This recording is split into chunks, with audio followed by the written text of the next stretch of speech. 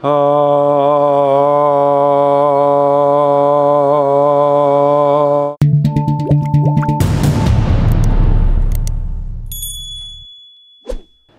are sacred phrases used in different religious traditions. They're not words that necessarily have a direct meaning, but they're sounds that we produce. They're vibratory patterns. And if people have used the same mantra over many years, then when you chant the mantra now, you'll come into resonance with all those who've chanted it before. I got interested in this partly through the work of my own wife, Jill Peirce, who teaches workshops on chanting and meditation and working with mantras. And the interesting thing about a mantra is that when you chant it, there's a resonance at 3 different levels. First of all, there's the literal sonic resonance in your own body of the chanting. Secondly, there's the resonance with other people. If you're chanting in a group, and you're chanting together or singing together, you're breathing at the same time. Your whole physiology is coming into resonance. And thirdly, there's the morphic resonance with all those who've done it before. So what I wanted to do now is a small experiment in mantras, in mantra research. So I'm going to ask you to be participants in this experiment. And I'm going to work with the most basic mantra in the Western traditions, which is āmēn, or in its original pronunciation, amīn. This is used in the Jewish tradition, Islamic and Christian traditions. In the Bible, in the New Testament, when Jesus says, "Verily, verily, I say unto you," the word in Greek is, as written in Greek, is amīn. And the way it's written is with the eta, the long E. So it's always been pronounced amīn. In the Greek, in the Orthodox churches, it's pronounced amīn. In Islam, it's pronounced amīn. But when the Bible was translated into Latin, there isn't a long E in Latin, so it was spelled A-M-E-N, and people started pronouncing it āmēn. Now, this has quite a different effect on the physiology. So I'm going to now ask you to take part in this small sonic resonance experiment. And we're going to chant, first we'll start with the syllable R. So we'll chant the syllable R on one note, but we'll do it with blocking our ears, because if you block your ears, don't do it yet, otherwise you won't hear what to do next.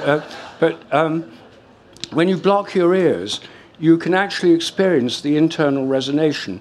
This is not some metaphor, it's utterly real. The sound you're making is a vibration. It's vibrating your bones, your skeleton, and your body. It's literally resonating. You don't notice it unless you block your ears. But if you do block your ears, then you can actually feel it in the body. And so we'll do it with R in a moment. And when you've got your ears blocked, and we'll chant R on a single note, R, that note, and just observe, we'll do it just on a single breath, and observe where you're feeling it in your body. So let's do that now. If you block your ears.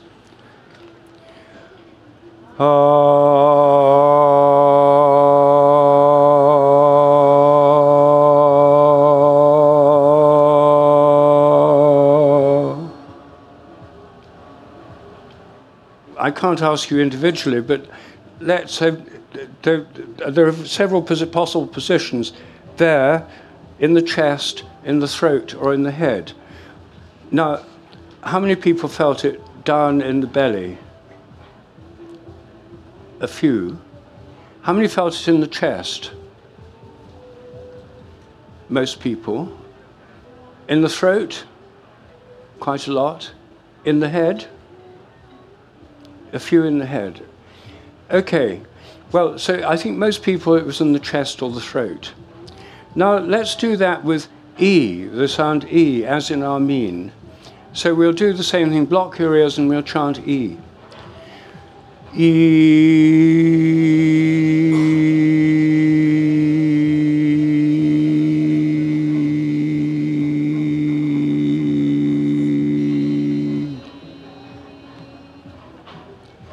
Now, lower body, chest, few, throat, some head.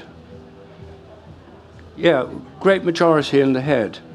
So what we've, just this very simple experiment taking less than 2 minutes, we can see that the R sound vibrates mainly in the chest or upper chest, and the E sound mainly in the head. Now, if we take āmēn, is the syllable, a syllable. Let's see where that is.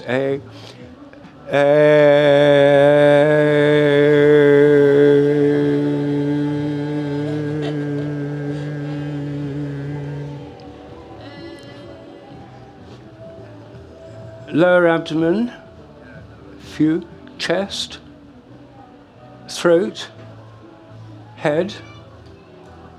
Yes, well, most people got it in this region, a bit like the R sound. So now, what I'd like you to do is do the complete mantra āmēn with your ears blocked, and then we'll do it. Well, let's do that first, and notice where it is, and we'll do amīn later. So āmēn now, on one note.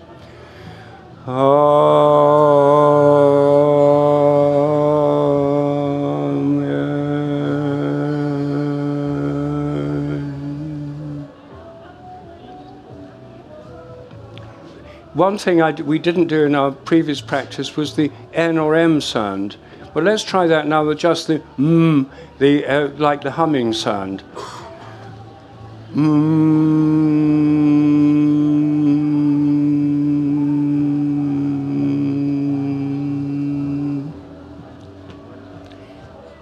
Well, for me, that was mostly in the head and centered on the nose. How many people had that kind of experience? Yes, so the āmēn is mostly in this region, but the end, the n at the end, brings you up into the head. Now we'll do amīn, and notice where that is, and with the ears blocked.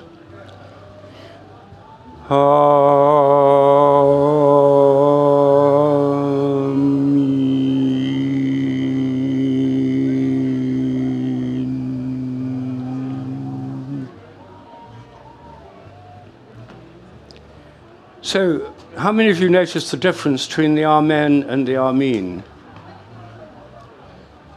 Yes, I think most of you did, yes. Well, there you are. I say this is a very simple thing to try, but what it's showing you is that the vibration is literal, and it affects different parts of the body. And we could now try the great basic Hindu mantra, Om. Om. It's usually pronounced Om, so it goes through Om. So let's do that with our ears closed.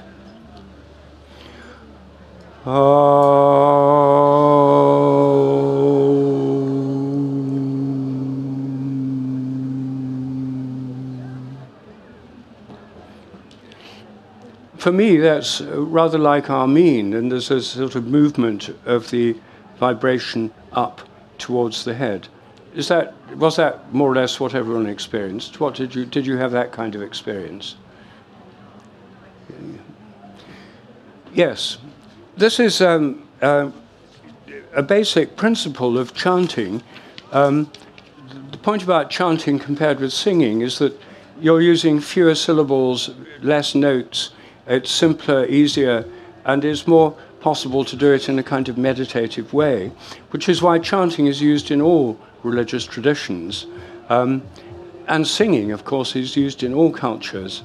I mean, our own culture is probably one of the least singing cultures in the world. A lot of people in the modern world never sing, whereas people in tribal societies sing regularly. And nowadays, most people don't get to sing unless they go to church or sing in a choir. Most people don't sing. Maybe they sing in the shower or in the car. But a lot of people don't sing anymore in our culture. And singing and chanting are really important. As my wife likes to say, as Jill says, if we're going to re-enchant the world, we have to chant, because enchantment depends on chanting. And it really works.